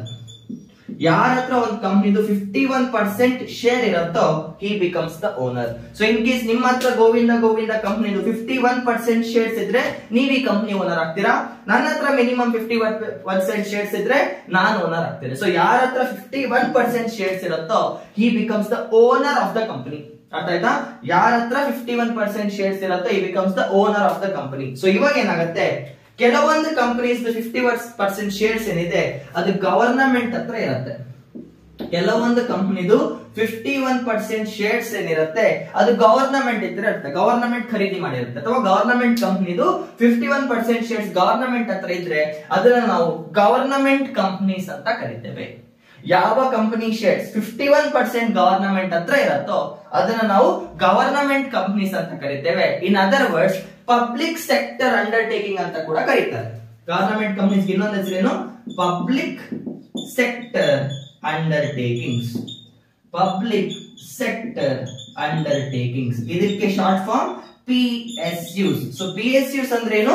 51% of the shares ಏನಿದೆ ಅದು ಗವರ್ನಮೆಂಟ್ ಕೈಯಲ್ಲಿದೆ. ಗವರ್ನಮೆಂಟ್ ಇನ್ ಕೇಸ್ ಖರೀದಿ ಮಾಡಿದ್ರೆ ಅಥವಾ ಒಂದು ಕಂಪನಿದು 51 ಶೇರ್ಸ್ ನ ಮೇಂಟೈನ್ ಮಾಡಿದ್ರೆ ಅದು ಪಬ್ಲಿಕ್ ಸೆಕ್ಟರ್ ಅಂಡರ್ಟೇಕಿಂಗ್ ಆಗುತ್ತೆ, PSUs ಆಗುತ್ತೆ. ಫಾರ್ ಎಕ್ಸಾಂಪಲ್ ಕರ್ನಾಟಕದಲ್ಲಿ KSRTC ಇದೆ ಅಲ್ವಾ, ನಮ್ಮ KSRTC it's a Karnataka government unit. ಇದು ಕರ್ನಾಟಕ ಗವರ್ನಮೆಂಟ್ ಯೂನಿಟ್ ಆಕ್ಚುಲಿ. ಅರ್ಥ ಆಗ್ತಿದೆಯಾ? ಫಾರ್ ಎಕ್ಸಾಂಪಲ್ ನೀವು ಇಂಡಿಯನ್ ರೈಲ್ವೇಸ್ ತಗೊಳ್ಳಿ. ಇಂಡಿಯನ್ ರೈಲ್ವೇಸ್ ಇದು Indian government unit. Indian railways ಇದು ಕೂಡ ಬರುತ್ತೆ. This is also a public sector undertaking, PSUs. ಅರ್ಥ ಆಗ್ತಿದೆಯಾ? ಯಾವ ಕಂಪನಿದು 51% ಶೇರ್ಸ್ ಗವರ್ನಮೆಂಟ್ ಹತ್ರ ಇರುತ್ತೋ ಅದು ಗವರ್ನಮೆಂಟ್ ಕಂಪನಿ ಆಗುತ್ತೆ. ಅದೇ ತರ ಇಲ್ಲಿ ಬರೀತಾರೆ, ಯಾವ ಕಂಪನಿದು 51% ಶೇರ್ಸ್, ಯಾವ ಕಂಪನಿದು 51% ಶೇರ್ಸ್ ಗವರ್ನಮೆಂಟ್ ಹತ್ರ ಅಲ್ಲದೆ ಬೇರೆ ವ್ಯಕ್ತಿ ಹತ್ರ ಇರುತ್ತೆ, is not a government person, individual person ಹತ್ರ ಇರುತ್ತೆ. ಯಾವ ಕಂಪನಿದು 51% ಶೇರ್ಸ್ ಪ್ರೈವೇಟ್ ಮೆಂಬರ್ ಹತ್ರ ಇರುತ್ತೆ, ಫಾರ್ ಎಕ್ಸಾಂಪಲ್ ನನ್ನ ಹತ್ರ ಇದ್ರೆ this will be called as private ownership. Private ownership. In case ಇದು ಒಬ್ಬ ಇಂಡಿವಿಜುವಲ್ ಹತ್ರ ಇದ್ರೆ, if is not a part of the state, is not a part of the government, ಅದು ಪ್ರೈವೇಟ್ ಕಂಪನಿ ಆಗುತ್ತೆ. For example Jio ಏನಿದೆ ಇದು ಅಂಬಾನಿ ಕೈಯಲ್ಲಿದೆ, ಟಾಟಾ ಏನಿದೆ ಇದು ನಮ್ಮ ಟಾಟಾ ಅವ್ರ ಕೈಯಲ್ಲಿದೆ ಅಲ್ವಾ. ಸೊ ಇವಾಗ ಏನಾಗ್ತಿದೆ, ಜಿಯೋ ಟಾಟಾ ಎಲ್ಲ ಪ್ರೈವೇಟ್ ಕಂಪನೀಸ್. ಯಾಕೆ 51% ಶೇರ್ಸ್ ಪ್ರೈವೇಟ್ ಮೆಂಬರ್ ಹತ್ರ ಇದೆ, is not a part of the government. ಅದು ಗವರ್ನಮೆಂಟ್ ಹತ್ರ ಇಲ್ಲ. ಯಾವ್ದು 51% ಶೇರ್ಸ್ ಗವರ್ನಮೆಂಟ್ ಹತ್ರ ಇರುತ್ತೆ ಅದು ಗವರ್ನಮೆಂಟ್ ಕಂಪನಿಯ ಪಬ್ಲಿಕ್ ಸೆಕ್ಟರ್ ಅಂಡರ್ಟೇಕಿಂಗ್ ಆಗುತ್ತೆ. ಯಾವ ಕಂಪನಿದ ಶೇರ್ಸ್ 51% ಪ್ರೈವೇಟ್ ಮೆಂಬರ್ ಹತ್ರ ಇರುತ್ತೋ ಅದು ಪ್ರೈವೇಟ್ ಕಂಪನಿ ಆಗುತ್ತೆ. ಶೇರ್ಸ್ ಅಂದ್ರೆ ಇನ್ ಸಿಂಪಲ್ ಡೈಲ್ಯೂಷನ್ ಓನರ್ಶಿಪ್ ಅಂತ ಅನ್ಕೊಳ್ಳಿ. ಓನರ್ಶಿಪ್ ಅನ್ನೋದಕ್ಕಿಂತ ಕಂಪನಿ ರೈಟ್ಸ್ ಅಂತ ಅನ್ಕೊಳ್ಳಿ, ಕಂಪನಿ ಮಾರ್ಕ್. ಅಂಡ್ ಇನ್ನೊಂದು ನೆನ್ಪಿಟ್ಕೊಳ್ಳಿ, ಬಂತು ಕಾಕ್ರೋಚ್ ಏನ್ ಏಯ್ ಅಣ್ಣ ನಿನ್ಗೇನು ಕಬಡ್ಡಿ ಆಡ್ಬೇಕಾ? ಸಾರಿ. ಸೊ ಕಾಕ್ರೋಚ್ ನನ್ನ ಕಾಲಿಂದ ಬರ್ತವನೆ. ಓಕೆ, ನನ್ ಕಾಕ್ರೋಚ್ ಅಂದ್ರೆ ಭಯ ಇಲ್ಲ, ಬಟ್ ಸ್ವಲ್ಪ ಭಯನೇ. ಹೋಯ್ತು. ಸೊ ಯಾವ ಕಂಪನಿದು 50% ಶೇರ್ಸ್ ಅಂದ್ರೆ ಏನು, ಕಂಪನಿದು ರೈಟ್ಸ್ ಅಂತ ಇಟ್ಕೊಳ್ಳಿ, ಅಥವಾ ಓನರ್ಶಿಪ್ ನ ಡೈಲ್ಯೂಟ್ ಮಾಡೋದು ಅಂತ ಇಟ್ಕೊಳ್ಳಿ. ಶೇರ್ಸ್, ಈ ಶೇರ್ಸ್ ಬಗ್ಗೆ ನಾನು ಎಕ್ಸ್ಪ್ಲೇನ್ ಮಾಡಿ ನಿಮ್ಗೆ ಕನ್ಫ್ಯೂಸ್ ಆಗುತ್ತೆ. ಶೇರ್ ಮಾರ್ಕೆಟ್ ಅಲ್ಲಿ ಮಾತಾಡ್ತೇನೆ, ಬಟ್ ಫಾರ್ ನೌ ನೆನ್ಪಿಟ್ಕೊಳ್ಳಿ, ಪ್ರತಿ ಕಂಪನಿಗೂ ಶೇರ್ಸ್ ಇರುತ್ತೆ. ಯಾವ ಕಂಪನಿ ಶೇರ್ಸ್ 51% ಓನ್ ಮಾಡ್ತಾರೋ ಅವರ ಕಂಪನಿ ಓನರ್ ಆಗ್ತಾರೆ. 51% ಶೇರ್ಸ್ ಎತ್ಕೋಬೇಕು. 51% ಶೇರ್ ಗವರ್ನಮೆಂಟ್ ಹತ್ರ ಇದ್ರೆ ಅದು ಗವರ್ನಮೆಂಟ್ ಕಂಪನಿ, 51% ಶೇರ್ಸ್ ಪ್ರೈವೇಟ್ ಹತ್ರ ಇದ್ರೆ ಅದು ಪ್ರೈವೇಟ್ ಕಂಪನಿ. ಸೊ ಇಷ್ಟು ನೆನ್ಪಿಟ್ಕೊಳ್ಳಿ. ಓಕೆ, ಯಾ. ಇನ್ನು ನಾನು ಪ್ರೈವೇಟೈಸೇಷನ್ ಬಗ್ಗೆ ಮಾತಾಡಿಲ್ಲ, ಬಟ್ ಬಿಫೋರ್ ದಟ್ ಇಷ್ಟ ಅರ್ಥ ಆಯ್ತಾ? Okay, please note it now. Okay, so ನಾವೀಗ ಪ್ರೈವೇಟೈಸೇಷನ್ ಬಗ್ಗೆ ಮಾತಾಡೋಣ. ನೋಡಿ, ಜನರಲಿ ಏನಾಗುತ್ತೆ, ಒಂದು ದೇಶದಲ್ಲಿ ಎಕಾನಮಿನ 2 ತರ ಸಿಸ್ಟಮ್ಸ್ ಕಂಟ್ರೋಲ್ ಮಾಡುತ್ತೆ. ಒಂದು ಕ್ಯಾಪಿಟಲಿಸಂ, ಇನ್ನೊಂದು ಸೋಷಿಯಲಿಸಂ. ಹೇಳಿದ್ದೆ ಅಲ್ವಾ, ಪ್ರಪಂಚದಲ್ಲಿ ಎಕಾನಮಿನ 2 ತರ ಕಂಟ್ರೋಲ್ ಮಾಡುತ್ತೆ. 2 types of entities control the economy. Ink ಇವಾಗಷ್ಟೇ ಫಿಲ್ ಮಾಡಿದ್ರೆ ಸ್ವಲ್ಪ ಡಾರ್ಕ್ ಬರ್ತಿದೆ ಇರಬೇಕು. ಫಸ್ಟ್ ಒನ್ ಬಂದ್ಬಿಟ್ಟು ಕ್ಯಾಪಿಟಲಿಸಂ ಅಂಡ್ ಎರಡನೇದು ಬಂದ್ಬಿಟ್ಟು ಸೋಷಿಯಲಿಸಂ. ನಿಮ್ಗೆ ಇದೆರಡು ನಾನು ಆಲ್ರೆಡಿ ಹೇಳಿದ್ದೇನೆ. ಸೋಷಿಯಲಿಸಂ, ಕ್ಯಾಪಿಟಲಿಸಂ ಅಂದ್ರೆ ಮೆಜಾರಿಟಿ ಆಫ್ ದ ಕಂಪನೀಸ್ ಏನಿದೆ, ಮಾರ್ಕೆಟ್ ಏನಿದೆ, ಎಲ್ಲಿ ಬಯರ್ಸ್ ಅಂಡ್ ಸೆಲ್ಲರ್ಸ್ ಮೀಟ್ ಏನಿದೆ, ಮೆಜಾರಿಟಿ ಆಫ್ ದ ಪ್ರೊಡಕ್ಷನ್, ವಸ್ತುಗಳ ಉತ್ಪನ್ನತೆ ಏನಿದೆ, ಮೆಜಾರಿಟಿ ಆಫ್ ದ ಪ್ರೊಡಕ್ಷನ್ ಏನಿದೆ, ಮೆಜಾರಿಟಿ ಆಫ್ ದ ಪ್ರೊಡಕ್ಷನ್ ಇದನ್ನ ಪ್ರೈವೇಟ್ ಕಂಪನೀಸ್ ಮಾಡುತ್ತೆ. ಪ್ರೈವೇಟ್ ಓನರ್ಶಿಪ್ ಜಾಸ್ತಿ ಇರುತ್ತೆ ಇಲ್ಲಿ. ಪ್ರೈವೇಟ್ ಓನರ್ಶಿಪ್ ಅಂದ್ರೆ ಏನು, ಯಾವ ಕಂಪನಿದು 51% ಶೇರ್ ಗವರ್ನಮೆಂಟ್ ಹತ್ರ ಇರಲು ಅದು ಪ್ರೈವೇಟ್ ಕಂಪನೀಸ್. ಇಲ್ಲೇನಾಗುತ್ತೆ, ಜಾಸ್ತಿ ಉತ್ಪನ್ನತೆ ಏನಿದೆ ಪ್ರೈವೇಟ್ ಸೆಕ್ಟರ್ ಮಾಡುತ್ತೆ. ಕ್ಯಾಪಿಟಲಿಸಂ ಅಲ್ಲಿ ಪ್ರೈವೇಟ್ ಸೆಕ್ಟರ್ ಮಾಡುತ್ತೆ. ಬಟ್ ಪ್ರೈವೇಟ್ ಸೆಕ್ಟರ್ದು ಮೇನ್ ಉದ್ದೇಶ ಏನಂದ್ರೆ, ಪ್ರೈವೇಟ್ ಕಂಪನೀಸ್ ಮೇನ್ ಉದ್ದೇಶ ಏನಂತ ಇದ್ರೆ, ಇವಾಗ ನೀವ್ ಹೇಳಿ, ನಿಮ್ಮ ಹತ್ರ ಒಂದು ಕಂಪನಿ ಇದ್ರೆ ನೀವು ಆ ಕಂಪನಿಯಿಂದ ಲಾಭ ಮಾಡ್ಕೊಳಕ್ ಇಷ್ಟಪಡ್ತೀರಾ ಇಲ್ಲ ಜನ ಸೇವೆ ಮಾಡಕ್ ಇಷ್ಟಪಡ್ತೀರಾ? ಆನೆಸ್ಟ್ ಆನ್ಸರ್, ದೊಡ್ಡ ಆದರ್ಶವಾದಿ ತರ ಮಾತಾಡಬೇಡಿ. ನಿಮ್ಮ ಹತ್ರ ಒಂದು ಕಂಪನಿ ಇದೆ, ನೀವು ಆ ಕಂಪನಿಯಿಂದ ಲಾಭ ಮಾಡಕ್ ಟ್ರೈ ಮಾಡ್ತೀರಾ, ಜನ ಸೇವೆ ಮಾಡಕ್ ಇಷ್ಟಪಡ್ತೀರಾ? ಮೆಜಾರಿಟಿ ಏನಾಗುತ್ತೆ, ಪ್ರೈವೇಟ್ ಕಂಪನೀಸ್ ಮೇನ್ ಮೋಟಿವ್ ಬಂದ್ಬಿಟ್ಟು ಪ್ರಾಫಿಟ್ ಮೇಕಿಂಗ್. ನಮ್ದು ಮೇನ್ ಫೋಕಸ್ ಏನಿರುತ್ತೆ, ನಮ್ದು ಪ್ರಾಫಿಟ್ ಮೇಕಿಂಗ್ ಕಡೆ ಇರುತ್ತೆ ಪ್ರೈವೇಟ್ ಕಂಪನೀಸ್, ಆಯ್ತಾ? ಅದೇ ನೀವು ಸೋಷಿಯಲಿಸಂ ಕಡೆಗೆ ಬಂದ್ರೆ ಮೆಜಾರಿಟಿ ಆಫ್ ದ ಕಂಪನೀಸ್ ಏನಿರುತ್ತೆ ಇದು ಗವರ್ನಮೆಂಟ್ ಓನ್ಡ್ ಕಂಪನೀಸ್ ಆಗಿರುತ್ತೆ. ಗವರ್ನಮೆಂಟ್ ಓನ್ಡ್ ಕಂಪನೀಸ್, ಇದು ಆಲ್ರೆಡಿ ನಾನು ಹೇಳಿದ್ದೆ, ಒಂದು quick revision. Government owned companies ಆಗುತ್ತೆ. ಯಾವಾಗ ಗವರ್ನಮೆಂಟ್ ಹತ್ರ ಕಂಪನಿ ಇರುತ್ತೆ ನೋಡಿ, ಅವರು ಜಾಸ್ತಿ ಗವರ್ನಮೆಂಟ್ ಓನ್ಡ್ ನಾವು ಶಾರ್ಟ್ ಕಟ್ ಅಲ್ಲಿ PSU ಅಂತ PSUs ಅಂತ ಕರೀತೇವೆ. ಗವರ್ನಮೆಂಟ್ ಓನ್ಡ್ ಕಂಪನೀಸ್ ನಾವು ಮೇಜರ್ಲಿ ಅಂತ ಕರೀತೇವೆ PSUs, ಪಬ್ಲಿಕ್ ಸೆಕ್ಟರ್ ಅಂಡರ್ಟೇಕಿಂಗ್ ಅಂತ. ಇದ್ರದ್ದು ಮೇನ್ ಫೋಕಸ್ ಏನ್ ಬರುತ್ತೆ, ಪ್ರಾಫಿಟ್ ಮೋಟಿವ್ ಇರಲ್ಲ. ಸರ್ಕಾರ ಯಾವಾಗ್ಲೂ ಕೂಡ ಪ್ರಾಫಿಟ್ ಕಡೆ ಜಾಸ್ತಿ ಫೋಕಸ್ ಮಾಡಲ್ಲ. ಇದು ಜನ ಸೇವೆ, ಜನಾರ್ದನ ಸೇವೆ ಅನ್ಕೊಂಡು ವೆಲ್ಫೇರ್ ಡೆವಲಪ್ಮೆಂಟ್ ಸ್ಕೀಮ್ಸ್ ಬಗ್ಗೆ ನೋಡ್ಕೊಳ್ಳುತ್ತೆ. ವೆಲ್ಫೇರ್ ಸ್ಕೀಮ್ಸ್ ಮಾಡುತ್ತೆ. ಓಕೆ, ವೆಲ್ಫೇರ್ ಸ್ಕೀಮ್ಸ್ ಅಂದ್ರೆ ಏನು, ಪ್ರಾಫಿಟ್ ಬರುವಂತ ಪ್ರಾಫಿಟ್ ನ ಜನ ಹಿತಕ್ಕಾಗಿ ಬಳಸೋದು. ಓಕೆ, ಇಲ್ಲಿ ಪ್ರಾಫಿಟ್ಸ್ ಏನಿದೆ ವೆಲ್ಫೇರ್, ಜನರ ವೆಲ್ಫೇರ್ ಗೋಸ್ಕರ, ಬಟ್ ಇಲ್ಲಿ ಪ್ರಾಫಿಟ್ ಏನಿದೆ ತಮ್ಮ ಸ್ವಲಾಭಕ್ಕೋಸ್ಕರ ಯೂಸ್ ಮಾಡ್ಕೊಳ್ತಾರೆ. ಸೊ ಏನಾಗುತ್ತೆ, ಗವರ್ನಮೆಂಟ್ ಕಂಪನೀಸ್ ಕೆಲವೊಂದು ಸ್ಕೀಮ್ಸ್ ಅಲ್ಲಿ ಬಡವರಿಗೆ ಕೆಲಸ ಕೊಡೋದಾಗಿರ್ಬೋದು, ಅದೆಲ್ಲ ಮಾಡುತ್ತೆ. ಪ್ರೈವೇಟ್ ಕಂಪನೀಸ್ ಅದೆಲ್ಲ ಮಾಡಲ್ಲ. ಅಂಡ್ ಇನ್ನೊಂದು ಇಂಪಾರ್ಟೆಂಟ್ ಫೀಚರ್ ಏನಿದೆ, ಪ್ರೈವೇಟ್ ಕಂಪನಿದು ಮೇನ್ ಫೋಕಸ್ ಬಂದ್ಬಿಟ್ಟು ಪ್ರಾಫಿಟ್ ಮೇಕಿಂಗ್ ಅಲ್ವಾ. ನಿಮ್ದೊಂದು ಕಂಪನಿ ಇದೆ, ನೀವು ಲಾಭ ಮಾಡ್ಬೇಕಂತ ಇದ್ದೀರಾ. ನಿಮ್ ಕಂಪನಿಯಲ್ಲಿ ಒಬ್ಬ ಲೇಬರರ್ ಇದ್ದಾನೆ, ದೇರ್ ಇಸ್ ಅ ಲೇಬರರ್, ಕೆಲಸ ಮಾಡೋ ಲೇಬರರ್ ಇದೆ, ಕೂಲಿ ಕಾರ್ಮಿಕ. ಇವನು ಸರಿಯಾಗಿ ಕೆಲಸ ಮಾಡ್ತಿಲ್ಲ ಅಂತ ಗೊತ್ತಾದ್ರೆ you will fire him instantly, ಆರಾಮಾಗಿ ಕಿತ್ ಬಿಸಾಕ್ತೀರಾ. ಬಿಕಾಸ್ ಕಂಪನಿ ನಿಮ್ದು, ನಿಮ್ ಕಂಪನಿಲಿ ಯಾರೋ ಒಬ್ಬ ಸರಿಯಾಗಿ ಕೆಲಸ ಮಾಡ್ತಿಲ್ಲ ಅಂತ ತೆಗೆದು ಬಿಸಾಕ್ತೇವೆ. ಇಲ್ಲೇನಾಗತ್ತೆ, ಅಷ್ಟು ಈಸಿಯಾಗಿ ಯಾರನ್ನ ತೆಗಿಯಕ್ ಹೋಗಲ್ಲ. Because government companies, I hope understand, ಇಲ್ಲಿ ಜಾಬ್ ಸೆಕ್ಯೂರಿಟಿ ಜಾಸ್ತಿ ಇರುತ್ತೆ. There is more job security here. ಇಲ್ಲಿ ಅಷ್ಟು ಈಸಿಯಾಗಿ ನಿಮ್ಮನ್ನ ತೆಗೆದು ಬಿಸಾಕಕ್ಕಾಗಲ್ಲ. ಬಿಕಾಸ್ ಸರ್ಕಾರದ ಕೆಲವೊಂದು ಲಾಸ್ ನಿಮ್ಮನ್ನ ಕಾಪಾಡುತ್ತೆ. there is a best job security here. ಅದಕ್ಕೆ ನಮ್ಮ ಮನೆಯಲ್ಲಿ ನಿಮ್ಮ ಮನೆಯಲ್ಲಿ ಗವರ್ನಮೆಂಟ್ ಕೆಲಸ ಪ್ರಿಪೇರ್ ಆಗು ಅಂತ ಹೇಳ್ತಾರೆ. ನೀವು IT ಕಂಪನಿಯಲ್ಲಿ 30 ಲಕ್ಷ ಮಾಡ್ತಿದ್ರು ಕೂಡ ಓಕೆ ನಿಮ್ ತಂದೆ ತಾಯಿ ಯಾವ್ದು ಕೂಡ ನಿಮ್ಮನ್ನ ಗವರ್ನಮೆಂಟ್ ಕೆಲಸಕ್ಕೆ ರೆಡಿ ಆಗಪ್ಪ ಅಂತ ಹೇಳ್ತಾರೆ. ಯಾಕೆ? ಜಾಬ್ ಸೆಕ್ಯೂರಿಟಿ ಜಾಸ್ತಿ ಇರುತ್ತೆ. there is a lot of job security here. ಇಲ್ಲ ಅಷ್ಟೇನಿರಲ್ಲ. ಸೊ ಕ್ಯಾಪಿಟಲಿಸಂ ಫೋಕಸ್ ಏನು? Profit motive. ಸೋಷಿಯಲಿಸಂ ಫೋಕಸ್ ಏನು? Government sector undertakings with welfare, ಜನಹಿತಕ್ಕಾಗಿ ಜಾರಿ, ಜನರಿಗೆ ಒಳ್ಳೇದ್ ಮಾಡಕ್ಕೋಸ್ಕರ ಸೋಷಿಯಲಿಸ್ಟಿಕ್ ಬರುತ್ತೆ, ಅಂಡ್ ಪ್ರಾಫಿಟ್ ಮೋಟಿವ್ ಗೋಸ್ಕರ ಕ್ಯಾಪಿಟಲಿಸ್ಟ್ ಬರುತ್ತೆ. ನೆನ್ಪಿಟ್ಕೊಳ್ಳಿ, ಅಮೆರಿಕ ಏನಿದೆ USA, it follows capitalism, and socialism ನ ಫಾಲೋ ಮಾಡಿದ್ದು ಆ ಕಾಲದ USSR. Okay, USSR Russia. Okay, ಇಷ್ಟು ನೆನ್ಪಿಟ್ಕೊಳ್ಳಿ ನೀವು. ಜಸ್ಟ್ ರಿವಿಷನ್, ನಿಮ್ಗೆ ಗೊತ್ತಿದೆ ಕ್ಯಾಪಿಟಲಿಸಂ ಅಂದ್ರೆ ಏನು, ಸೋಷಿಯಲಿಸಂ ಅಂದ್ರೆ ಏನು ಅಂತ ಫುಲ್ ಡೆಪ್ತ್ ಆಗಿ ಆಲ್ರೆಡಿ ಹೇಳಿದ್ದೇನೆ, ಜಸ್ಟ್ ತಿಳಿಸ್ಕೊಂಡು ಹೋಗಿದ್ದೇನೆ. ಆಯ್ತಾ? ಡನ್. ಓಕೆ, ಇವಾಗ ಬರೋಣ ಪ್ರೈವೇಟೈಸೇಷನ್ ಗೆ. Now let's come to privatisation. Privatisation ನೋಡಿ. ಓಕೆ, ಸೊ ಇವಾಗ ಕಂಟಿನ್ಯೂ ಮಾಡೋಣ ಪ್ರೈವೇಟೈಸೇಷನ್. ಯಾಕೋ ವಿಡಿಯೋ ಪದೇ ಪದೇ ಕಟ್ ಆಗ್ತಿದೆ. ಸೊ ಈಗ ಪ್ರೈವೇಟೈಸೇಷನ್ ಬಗ್ಗೆ ಸ್ಟಾರ್ಟ್ ಮಾಡ್ತೀನಿ ನೋಡಿ. ಇದುವರೆಗೂ ಹೇಳಿದ್ ನಿಮ್ಗೆ ಅರ್ಥ ಆಗಿದ್ರೆ ಇವಾಗ ಇದೆಲ್ಲ ತುಂಬಾ ಸಿಂಪಲ್ ಆಗಿ ಅರ್ಥ. ಪ್ರೈವೇಟೈಸೇಷನ್. ಓಕೆ, ಇವಾಗ ಇದು ತುಂಬಾ ಸಿಂಪಲ್ ಆಗಿ ಅರ್ಥ ಆಗುತ್ತೆ ನೋಡಿ. ಪ್ರೈವೇಟೈಸೇಷನ್ ಅಂದ್ರೆ ಒಂದೇ ನಾನು ಬರ್ಕೊಳ್ಳಿ, ಗವರ್ನಮೆಂಟ್ ಪ್ರೈವೇಟೈಸೇಷನ್ ಇನ್ ಸಿಂಪಲ್ ಬರ್ಕೊಳ್ಳಿ. Government giving up the ownership of PSUs. Government giving up the ownership of PSUs ಅಂದ್ರೆ ಗವರ್ನಮೆಂಟ್ ತನ್ನ ಓನರ್ಶಿಪ್ ಇದೆ ಏನಿದೆ PSUs ಮೇಲೆ ಅದನ್ನ ಕಳ್ಕೊಳ್ತಾ ಬರುತ್ತೆ, ಕೊಟ್ಬಿಡತ್ತೆ ಬೇರೆಯವರಿಗೆ ಅಂತ. ಇದು ಪ್ರೈವೇಟೈಸೇಷನ್ ಇದೆ ಮೇಜರ್ಲಿ. ಓಕೆ, ಇವಾಗ ಅರ್ಥ ಮಾಡ್ಕೊಳ್ಳಿ. ಒಂದು ಇಂಪಾರ್ಟೆಂಟ್ ವರ್ಡ್ ಇದೆ, ದಟ್ ಈಸ್ ಡಿಸ್ಇನ್ವೆಸ್ಟ್ಮೆಂಟ್. ಬರ್ಕೊಳ್ಳಿ, ಡಿಸ್ಇನ್ವೆಸ್ಟ್ಮೆಂಟ್. ಫಸ್ಟ್ ವರ್ಡ್ ಬಂದ್ಬಿಟ್ಟು ಡಿಸ್ಇನ್ವೆಸ್ಟ್ಮೆಂಟ್. ಇದ್ರ ಅರ್ಥ ಇದೆ ನೋಡಿ, ಸರ್ಕಾರ ಹತ್ರ ಒಂದು ಕಂಪನಿ ಇದೆ. ಓಕೆ, ಡಿಸ್ಇನ್ವೆಸ್ಟ್ಮೆಂಟ್ ಅರ್ಥ ಮಾಡ್ಸಕ್ಕೆ ಸರ್ಕಾರದ ಹತ್ರ ಒಂದು ಕಂಪನಿ ಇದೆ. It is a government body, it's a government company, government enterprise, government firm ಏನಂತ ಕರೀತಾರೆ ಆಯ್ತಾ. ಗವರ್ನಮೆಂಟ್ ಹತ್ರ ಒಂದು ಕಂಪನಿ ಇದೆ. ಗವರ್ನಮೆಂಟ್ ಹತ್ರ ಫಾರ್ ಎಕ್ಸಾಂಪಲ್ ಇದ್ರ ಹತ್ರ 100% ಶೇರ್ ಇದೆ ಅಂತ ಇಟ್ಕೊಳ್ಳಿ. ಗವರ್ನಮೆಂಟ್ ಹತ್ರ ಇದ್ರ 100% ಶೇರ್ ಇದೆ. ಗವರ್ನಮೆಂಟ್ ಏನ್ ಮಾಡುತ್ತೆ, IPO ನ ಬಳಸ್ಕೊಂಡು, IPO ಅಂದ್ರೆ ಗೊತ್ತಲ್ಲ, ಇನಿಷಿಯಲ್ ಪಬ್ಲಿಕ್ ಆಫರಿಂಗ್, IPO ನ ಬಳಸ್ಕೊಂಡು 20-30% ಶೇರ್ ನ ಮಾರ್ತಾ ಇದೆ. ಅರ್ಥ ಮಾಡ್ಕೊಳ್ಳಿ, IPO ನ ಬಳಸ್ಕೊಂಡು ಏನ್ ಮಾಡ್ತಿದೆ, 20-30% ಶೇರ್ ನ ಮಾಡ್ತಿದೆ. ಎಷ್ಟಾದ್ರೂ ಮಾರ್ಬೋದು, 1%, 2% ಡಸಂಟ್ ಮ್ಯಾಟರ್, 20% ನ ಮಾಡ್ತಿದೆ. ಸೊ ಇರತ್ರ ಈಗ 80% ಉಳ್ಕೊಂಡಿದೆ ಅಲ್ವಾ. ಮತ್ತೆ ಸರ್ಕಾರ ಏನ್ ಮಾಡುತ್ತೆ, ಇನ್ನು ಮಿಕ್ಕಿ 10% ಕೂಡ ಮಾರಕ್ ಬರುತ್ತೆ. 10% ಮಾರತ್ತೆ. ಸೊ ಗವರ್ನಮೆಂಟ್ ಹತ್ರ ಈಗ 70% ಇರುತ್ತೆ. ಸೊ ಮತ್ತೆ 10% ನ ಈಗ FPO ನ ಬಳಸ್ಕೊಂಡು ಮಾಡ್ತಿದೆ. ಹೇಳಿದಲ್ವಾ, ಫಸ್ಟ್ ಟೈಮ್ ಮಾಡಿದ್ರೆ IPO, more than first time ಮಾಡಿದ್ರೆ FPO ಅಂತ. ಸೊ ಏನಾಗ್ತಿದೆ, ಗವರ್ನಮೆಂಟ್ ಸ್ಲೋಲಿ ತನ್ನ ಶೇರ್ಸ್ ನ ಡೈಲ್ಯೂಟ್ ಮಾಡ್ತಿದೆ. ಗವರ್ನಮೆಂಟ್ ತನ್ನ ಶೇರ್ಸ್ ನ ಡೈಲ್ಯೂಟ್ ಮಾಡ್ತಿದೆ, ಅಥವಾ ಗವರ್ನಮೆಂಟ್ ತನ್ನ ಶೇರ್ಸ್ ನ ಸೆಲ್ ಮಾಡ್ತಿದೆ. ಗವರ್ನಮೆಂಟ್ ತನ್ನ ಶೇರ್ಸ್ ನ ಏನ್ ಮಾಡ್ತಿದೆ, ಮಾರಾಟ ಮಾಡ್ತಿದೆ, ಸೆಲ್ ಮಾಡ್ತಿದೆ. ಸ್ಲೋಲಿ ಒಂದು ಗವರ್ನಮೆಂಟ್ ಕಂಪನಿ ಇತ್ತು, ಅದು ತನ್ನ ಶೇರ್ಸ್ ನ ಜನರ ಹತ್ರ ಮಾರ್ತಾ ಇದೆ, ಮಾರ್ಕೆಟ್ ಅಲ್ಲಿ ಮಾರಕ್ ಸ್ಟಾರ್ಟ್ ಮಾಡಿದೆ. ಇದನ್ನ ನಾವು ಡಿಸ್ಇನ್ವೆಸ್ಟ್ಮೆಂಟ್ ಅಂತ ಕರಿತೇವೆ. Government selling the shares of its body, government selling the shares of its company, and government owned companies ನ ಏನಂತ ಕರೀತೇವೆ, ನಿಮ್ಗೆ ಆಲ್ರೆಡಿ ಗೊತ್ತಿದೆ, ಇದನ್ನ ನಾವು PSU ಅಂತ ಕರೀತೇವೆ. ಸೊ ಗವರ್ನಮೆಂಟ್ ಏನ್ ಮಾಡ್ತಿದೆ, ತನ್ನ PSU ಶೇರ್ಸ್ ನ ಮಾರ್ತಾ ಇದೆ. It is slowly giving up the shares. ಇದನ್ನ ನಾವು ಡಿಸ್ಇನ್ವೆಸ್ಟ್ಮೆಂಟ್ ಅಂತ ಕರೀತೇವೆ. ನೆನ್ಪಿಟ್ಕೊಳ್ಳಿ, ಡಿಸ್ಇನ್ವೆಸ್ಟ್ಮೆಂಟ್ ಅಂದ್ರೆ ಏನು, ಗವರ್ನಮೆಂಟ್ ತನ್ನ ಶೇರ್ಸ್ ನ IPO ಮತ್ತೆ FPO, initial public offering, follow on public offering ಇಂದ ತನ್ನ ಶೇರ್ಸ್ ನ ಮಾರ್ತಾ ಇದೆ.